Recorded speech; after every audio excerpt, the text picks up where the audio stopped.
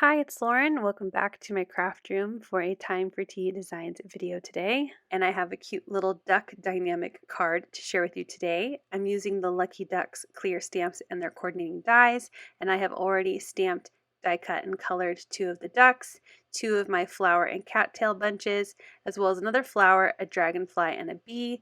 And I've used a gold gel pen to add stripes onto my bee. And I'm going to use my dynamic display card die set, and I'm using all of the dies from this set. So the base die, the die to create a curved edge, I have the two front hill pieces and the two inside pieces. I'm going to cut all of them.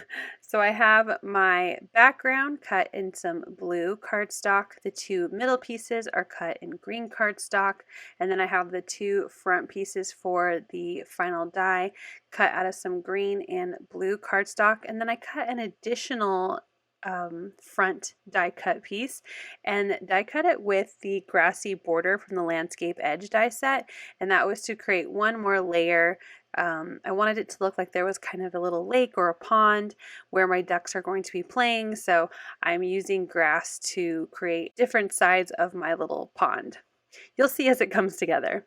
And I want to add some depth and dimension to these die cut pieces. So for all of the green, I grabbed my Mowed Lawn Distress Oxide, and I'm using one of my brushes to add in that color and just create some depth for all of those green pieces. For my front hill, as you can see here, I am using that blue piece to make sure I get that green ink up high enough that it will show behind the blue piece that I will later glue on top of it. So once all of the green is done, I'm going to clean my supplies and then move on to blue, and I grabbed Salty Ocean and another brush, and I'm adding some Distress Oxide to my little pond piece of water. So bringing that color up just to add a little bit of dimension and color to my colored cardstock, which is one of my favorite techniques to do, just to deepen up the color shade on my colored cardstock. Once all of that was done, we're going to start assembling. So I am folding the blue background base of my Die-namics display card and folding it in kind of a zigzag or a mountain valley fold, and that will create the card base. And then I'm going to take the larger of the two inserts. As you can see, it fits perfectly in that little shadow box area of the display card. I'm going to add some 1/4 inch double-sided adhesive to the flaps of that inner piece. Once I have those in place, I will pull off the release paper, and then I'm going to place it onto the card. So I am going to take the left side of this die cut piece and line it up with the first fold towards the center of the card. So where I have that valley fold, and I'm going to line it up to be on the bottom, close that blue fold over, and it will adhere to the adhesive and secure that in place. And I'm going to repeat that for the other side. So I have my furthest back hill already placed inside of my display card. And here you can see from the top, and that's able to close and move freely. So I think it was placed in a good spot.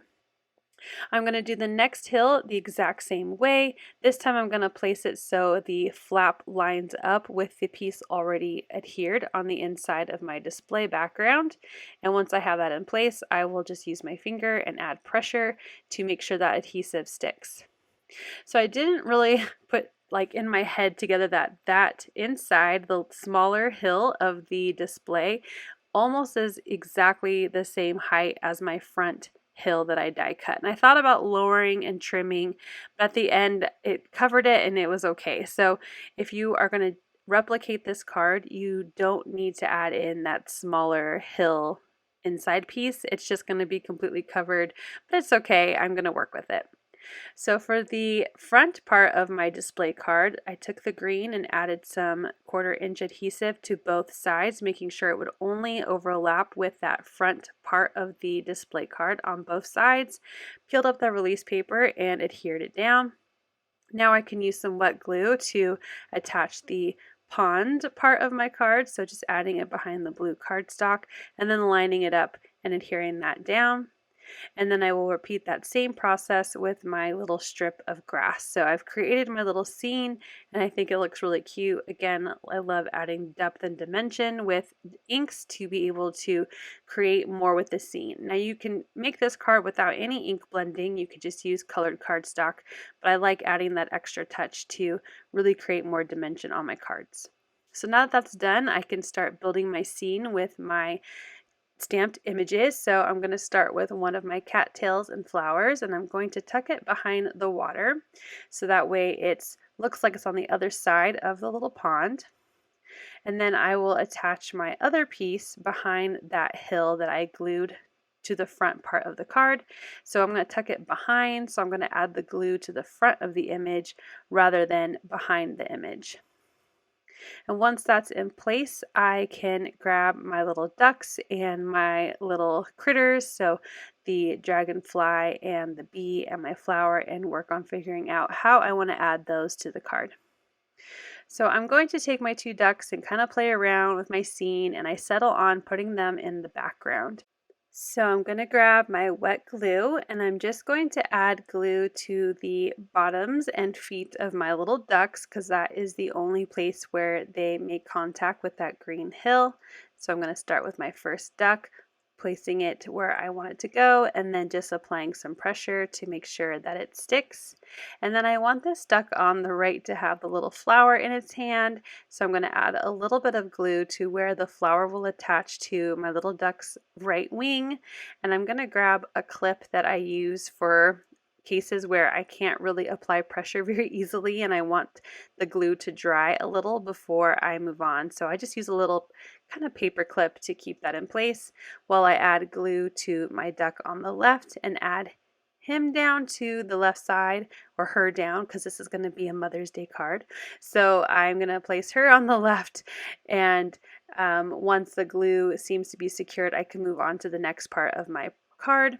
I grabbed some acetate from my stash and I'm trimming it down into two small pieces because I'm going to use acetate to attach my dragonfly and my little bee because I want them to be floating like they're flying across my card.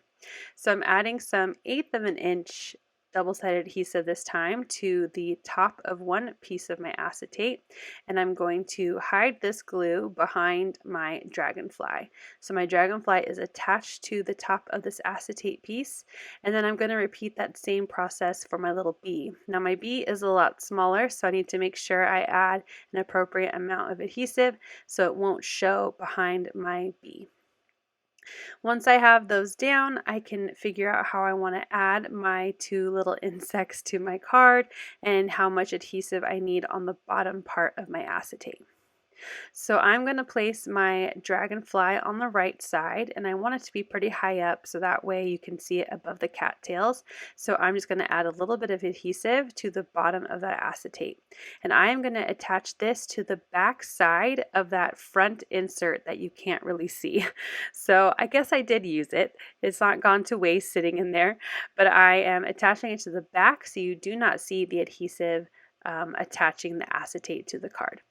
And I'm repeating that same process with the bee. This time I will have the bee a little lower, so lower than the dragonfly, so I can add a little more adhesive to that piece of acetate, and again adhering it behind that front little hill insert that I glued to the inside of the display card. And that will complete adding my little critters, but I still need a sentiment. Like I said, I'm creating this as a Mother's Day card. I know that Mother's Day has already passed over in the UK, but it's coming up here in the States, so I wanted to create a fun little Mother's Day card using some of our spring sets. So I stamped and die cut the sentiment. I'm a lucky duck to have you as a mom, which I think is so cute. And I love that the stamp set comes with coordinating dies for the sentiments and creates a fun little bubble cut around them. It's so perfect. One of my favorite things I like about the Time for Tea stamps and die sets. So I'm just using some wet glue and my grid mat to help me glue that down as centered as possible to the front of my card. I still felt like it needed a little something more, so I'm going to grab my clouds from the Windmill add-on die set, and I am going to die cut both shapes of those clouds, figure out how I want them to go on the front of my card, and then I will grab some wet glue and adhere those down. With that, that will finish up my card. I hope you enjoyed this process video and that you try something similar yourself. I think the ducks are so cute, and even though Easter has passed, they are still perfect little spring critters, especially with the amazing scene building stamps in this set. So here is a final look at the card. You can see inside of it. You can see how it folds flat-ish to be able to be placed in an envelope and mailed if you'd like. Here is another close-up. Don't forget to use my code down below in the description box if you are interested in purchasing from Time for Tea Designs. Thank you so much for watching. I hope you'll click like, and if you're new here, I hope you'll subscribe and come back. As always, you can find everything I use down below in the description box. Thank you and have a wonderful day. Bye!